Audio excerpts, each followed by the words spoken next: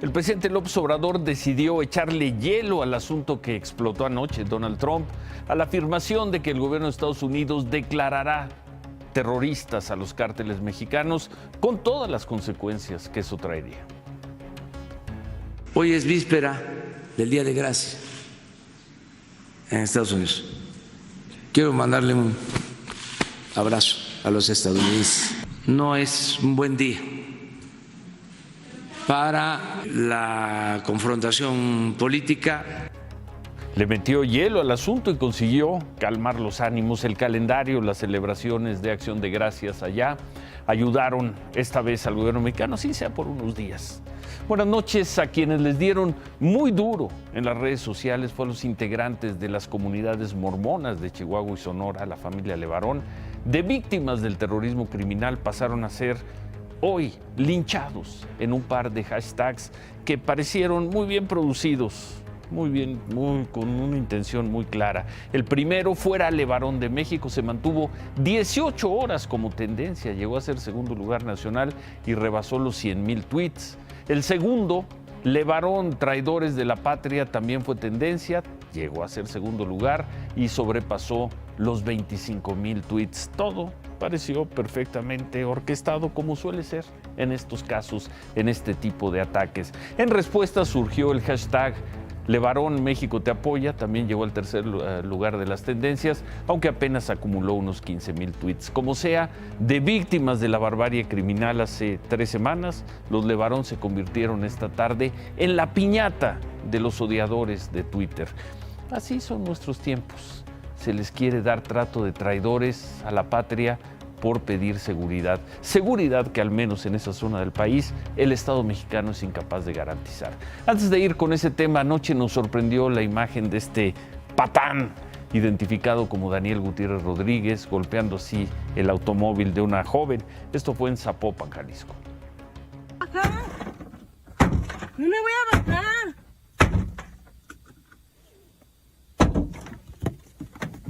A ver, le voy a hablar al seguro, ya te lo van a arreglar. El camión me iba a pegar. No te iba a pegar, bien que te metiste, pendeja. Así está el tráfico ahorita, perdón. ¿Qué me vas a hacer? ¿Me vas a pegar? ¿Me vas a pegar? Tómale. ¿Me vas a pegar?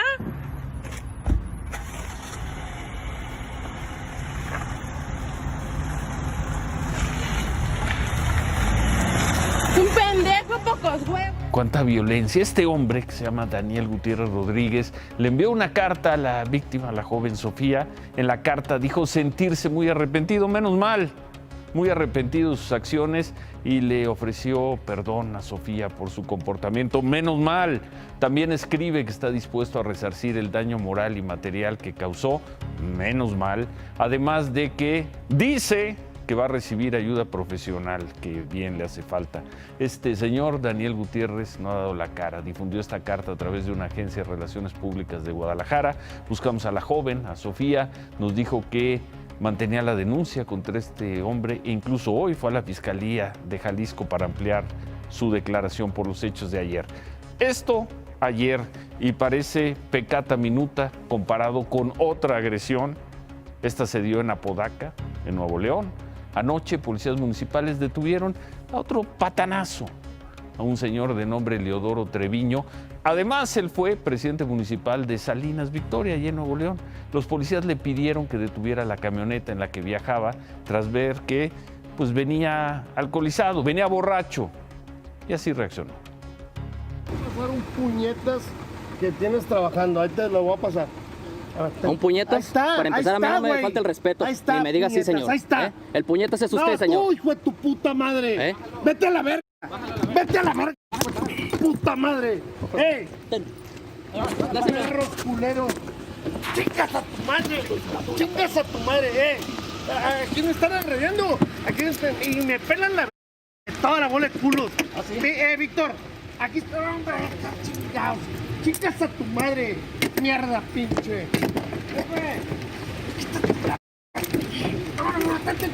¡Hombre! ¡Tu puta madre! Güey. ¡Pinche recua! ¡Chinga tu madre! Jefe, de favor, jefe, de favor. Lo traté bien, mi jefe. Jefe, de favor. No, lo traté bien mis huevos. No, estoy trabajando, dale. Dale y abúsale, puto. Abúsale. Abúsale, culo.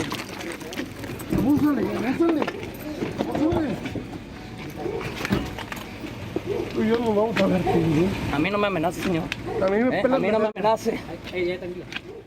Menos mal, en este caso la policía logró imponerse y pensar que no hace mucho este patanazo fue presidente municipal. Eleodoro Treviño, priista, fue presidente municipal dos veces en Salinas, Victoria. Aunque se ve claramente que golpeó e insultó a los policías municipales, solo lo sancionaron por la falta administrativa de manejar alcoholizado. Bienvenida la agresión. El ayuntamiento de Apodaca informó a Imagen Noticias que el señor solo estuvo detenido 3 horas, que pagó 15,000 pesos de multa y que ya está libre, pero que su camioneta está en el corralón. Ya libre, y como para que no quedara duda de quién es, el señor Eleodoro Treviño se dio tiempo de publicar esta fotografía en su cuenta de Facebook, donde solo mandaba saludos. ¿Qué demonios está pasando en esta sociedad?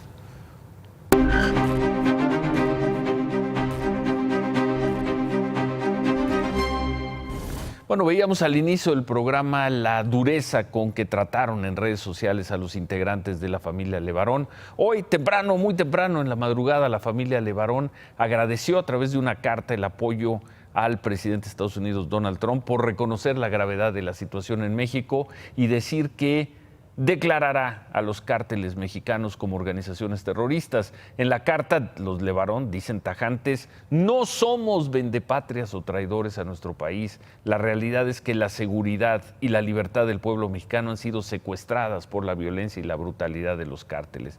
Firman la carta familiares de las comunidades mormonas de La Mora, en Sonora, y de Galeana, en Chihuahua. Temprano le preguntaron al presidente López Obrador sobre las declaraciones que hizo ayer Donald Trump de esta intención de designar organizaciones terroristas a los cárteles mexicanos. El presidente López Obrador, como vimos, trató de enfriar el asunto, lo logró y dijo además esto. Hoy es víspera del Día de Gracia en Estados Unidos. Quiero mandarle un abrazo a los estadounidenses. No es un buen día para la confrontación política. No quiero polemizar este día y mañana. Solo decir cooperación, sí. Intervencionismo, no. Y ahí lo dejamos. Y ahí lo dejó el presidente López Obrador. Expresó que todo lo que tenga que ver con este tema lo dará a conocer el secretario de Relaciones Exteriores, Marcelo Ebrard. Hora y media después, el canciller Ebrard tuiteó: ya estoy en comunicación con el gobierno de Estados Unidos, haremos diplomacia de unidad nacional para defender soberanía y decisiones propias, saldremos adelante. No dijo mucho Marcelo Ebrard. Eso sí, se comprometió a informar de los avances de esta nueva negociación que buscará que el gobierno de Donald Trump no designe legalmente grupos terroristas a los cárteles mexicanos. El presidente Trump tampoco habló sobre el tema. Él está en otras cosas, está descansando en Florida, en su casa en Palm Beach, porque viene la gran fiesta, como decía el presidente López Obrador, una de las grandes fiestas en la sociedad de Estados Unidos, que es mañana, es el jueves y es todo el fin de semana, por el Día de Acción de Gracias. Eso sí, Trump, como estaba en la playa, se dio tiempo de subir esta foto con el cuerpo de Rocky Balboa y la cara de Donald Trump. Pues parece que va en serio el gobierno de Estados Unidos con este tema, y contrario a la postura del gobierno federal, llamó la atención lo que dijo hoy el gobernador de Guanajuato, Diego Sinue Rodríguez, sobre la propuesta de Donald Trump. Eso que intentan causar a la población, que es terror, ¿no? El dejar cuerpos desmembrados, el poner narcomantas, el hacer este tipo de acciones, pues la finalidad es causar terror en la población. Al final, el enemigo son los que generan la violencia, no los ciudadanos de bien. Entonces yo creo que si bueno, Estados Unidos ve esto como una posibilidad, yo en lo personal, como gobernador de Guanajuato, estaría a favor. Diego, esto implica... Uy, yo en lo personal estaría de acuerdo, dice el gobernador de Guanajuato. Hablando de ese estado, en el municipio de Juventino Rosas, esta madrugada, otra vez hubo autos incendiados, bloqueos en la carretera de Celaya, Juventino Rosas, y en un camino de terracería cerca de las comunidades de Pozos, Rincón Centeno y Morales. Como en ocasiones anteriores, pues esto fue en reacción de los habitantes por un operativo del Ejército, la Guardia Nacional y el Gobierno Estatal contra los grupos criminales. En ese operativo se informó que se catearon varias casas que, según esto, servían como casas de seguridad a los criminales. La Fiscalía de Guanajuato informó que se decomisaron vehículos con reporte de robos, se decomisaron drogas, armas. Estos cateos forman parte del operativo Golpe de Timón, que comenzó a inicios de año y que tiene como objetivo, pues cuál otro que reducir la violencia en esa zona de Guanajuato. Hoy comenzaron los operativos de la Secretaría de Seguridad del Estado de México en las inmediaciones del Nevado de Toluca, también del Iztaccíhuatl y del Popocatépetl. En otros operativos participan, se informó, 480 elementos, 240 en cada zona. Esto se da, desde luego, tras el secuestro del actor Alejandro Sandy el domingo y del ciudadano francés Frédéric Michel el fin de semana. Además del operativo de seguridad, se dijo que se va a contar con servicio médico y ambulancias en la zona. Ojalá funcione, porque es muchísima la gente que va especialmente los fines de semana, a estos lugares.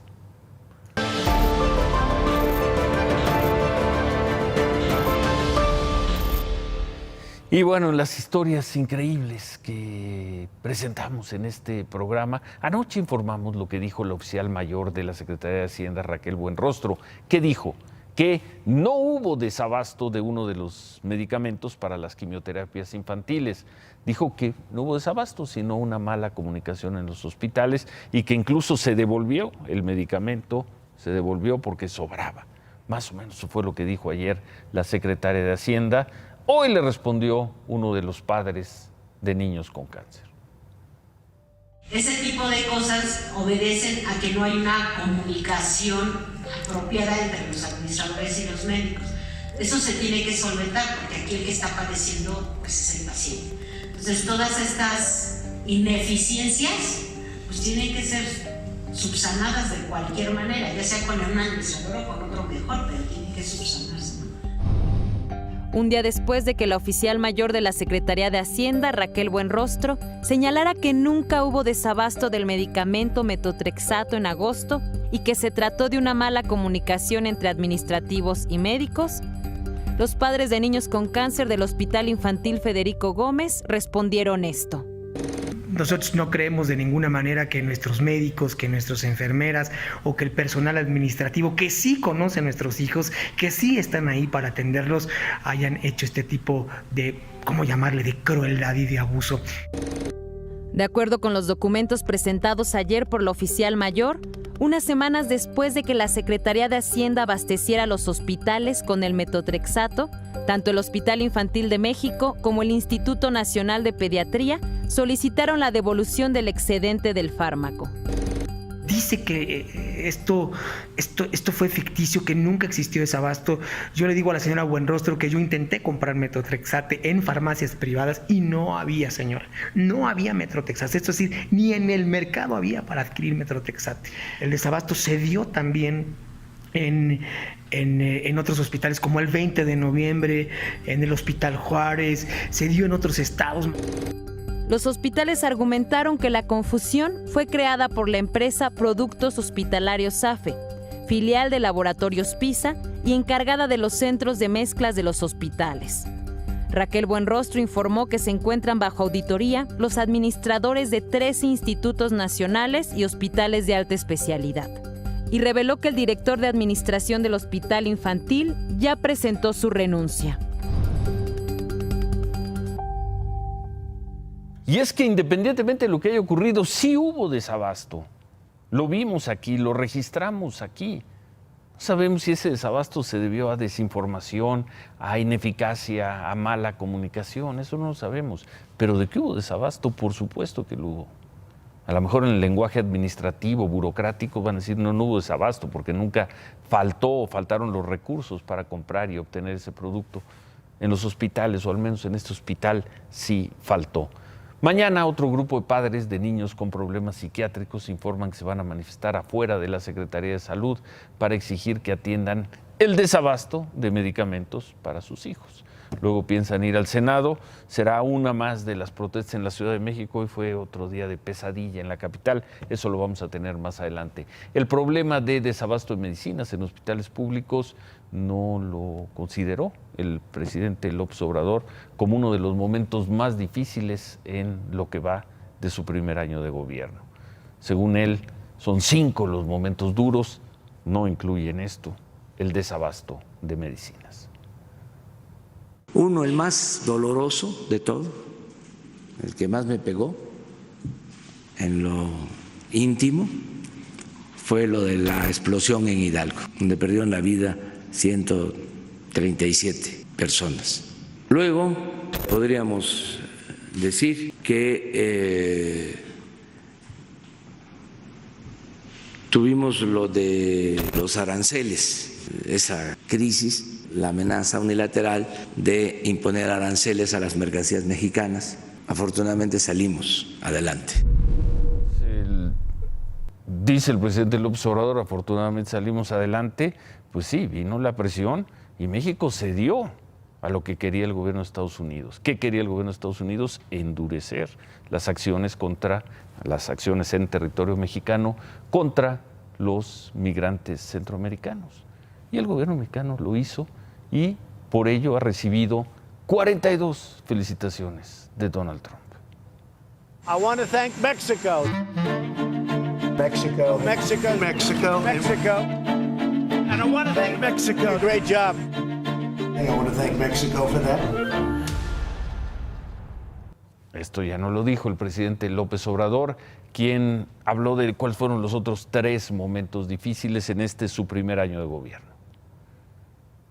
Otro momento difícil pues fue la guerra que se desató en Sinaloa, una guerra breve, yo creo que es la guerra más breve en la historia, una guerra de 4 horas. Fue también complicado porque tomamos decisiones en circunstancias difíciles, pero consideramos que fue lo adecuado. ¿Qué más? Ayúdenme ustedes.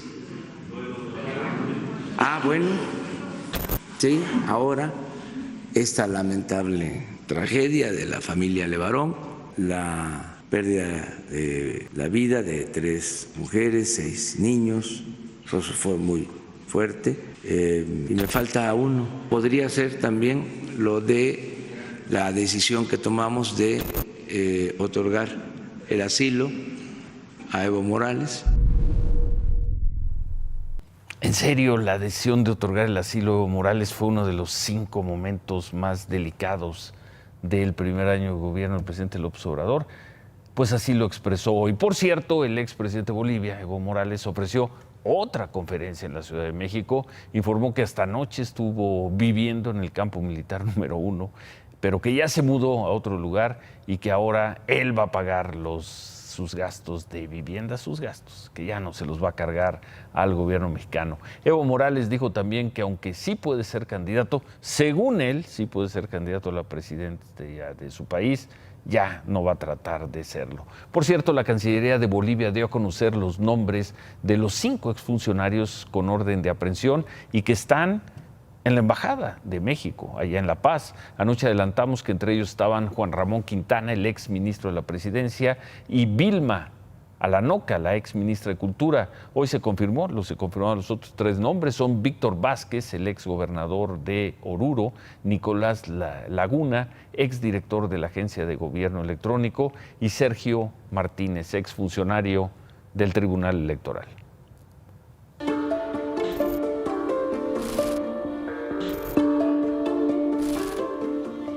Y bueno, llegó el día, todo se venía aplazando, se había anunciado desde hace mucho tiempo y hoy autoridades federales por fin convocaron a organismos internacionales de aviación y a representantes de las aerolíneas para explicarles cómo se piensa cambiar el espacio aéreo del Valle de México y del centro del país para permitir las operaciones simultáneas de los aeropuertos de la Ciudad de México, de Toluca y de Santa Lucía.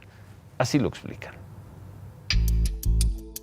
A los trabajos en tierra se sumaron los muy complicados trabajos de diseño del espacio aéreo. Autoridades de servicios a la navegación en el espacio aéreo mexicano, el órgano responsable de ordenar las rutas aéreas, presentaron a líneas aéreas e instituciones nacionales e internacionales el diseño preliminar de las nuevas rutas de tránsito en el centro del país. Bajo el sistema de SAM, Sistema Aeroportuario Metropolitano, el proyecto contempla la convivencia entre el Aeropuerto Internacional de la Ciudad de México y el Aeropuerto de Toluca en su primera fase y el Aeropuerto de Santa Lucía en una segunda fase. El objetivo final es que los 3 aeropuertos puedan operar de manera simultánea.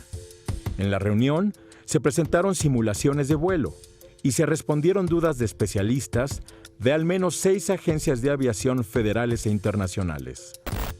¿Cuál es la propuesta para ordenar los cielos del centro de México? Tecnología.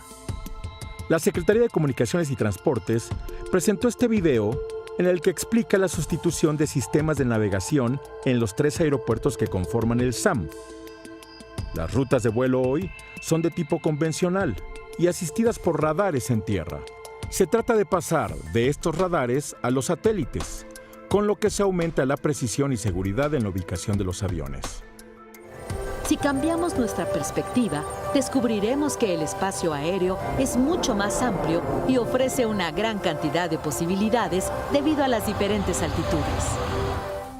Explicado de manera sencilla, el actual sistema de navegación para aviones tiene limitaciones que impiden que las rutas sean óptimas.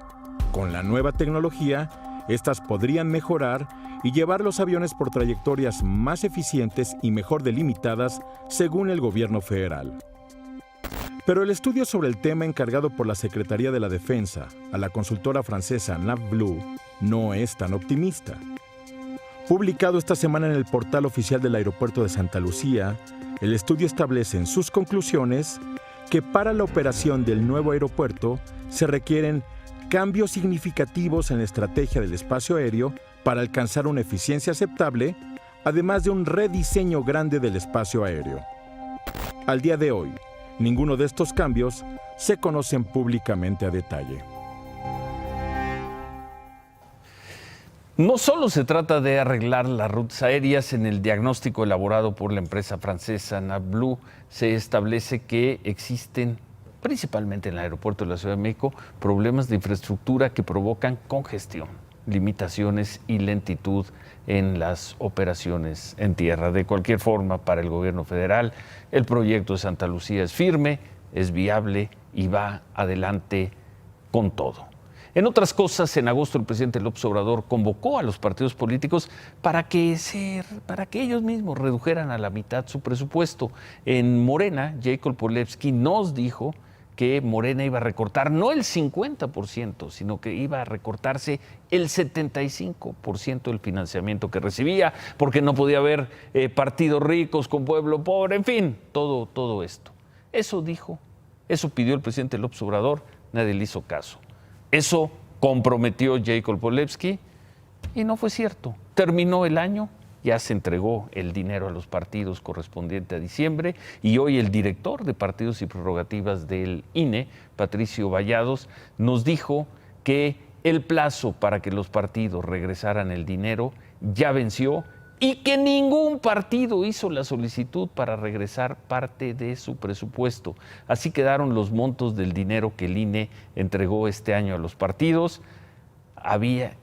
Para Morena estaban presupuestados 1.567 millones de pesos y Morena recibió 1.567 millones de pesos. Nada de que se iban a bajar el 75%. El PRI tenía programados 811 millones y recibió 811 millones. El PT tenía programados 347 millones y recibió 347 millones. Así que nadie le hizo caso al presidente López Obrador. O en esta, el presidente López Obrador no tuvo mucho interés en que le hicieran caso. ¿Qué más tenemos, Cristal?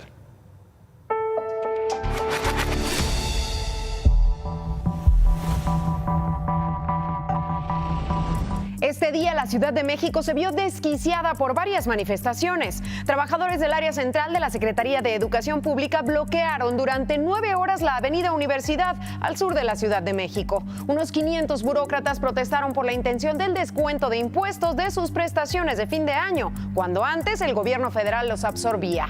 Luego de horas de protesta, los trabajadores levantaron el bloqueo ante la promesa de que sus prestaciones decembrinas no se verán afectadas. ¡Solución!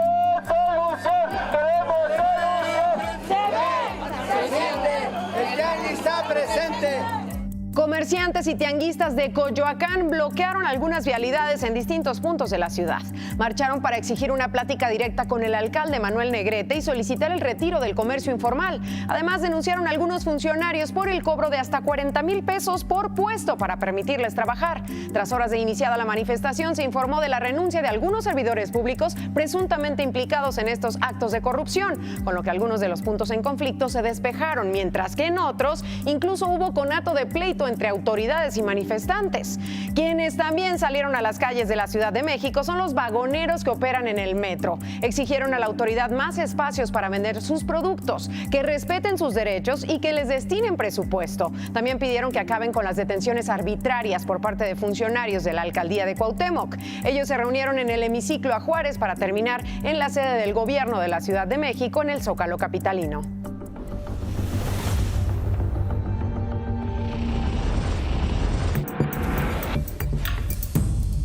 En Baja California Sur fueron suspendidas las clases en todos los niveles educativos ante el ingreso del Frente Frío 18, que ha provocado fuertes lluvias e inundaciones. Durante la sesión del Consejo de Protección Civil se informó además del cierre de puertos a la navegación y de la suspensión de actividades en todas las oficinas gubernamentales, estatales y municipales. La Secretaría de Educación Pública informó que ya hay algunos albergues habilitados, 9 en Los Cabos, 3 más en Loreto, 2 en Comondú y 1 en el municipio de La Paz. Sonora y Sinaloa también dejaron sin clases a sus estudiantes como medida precautoria ante el descenso de las temperaturas y las fuertes lluvias.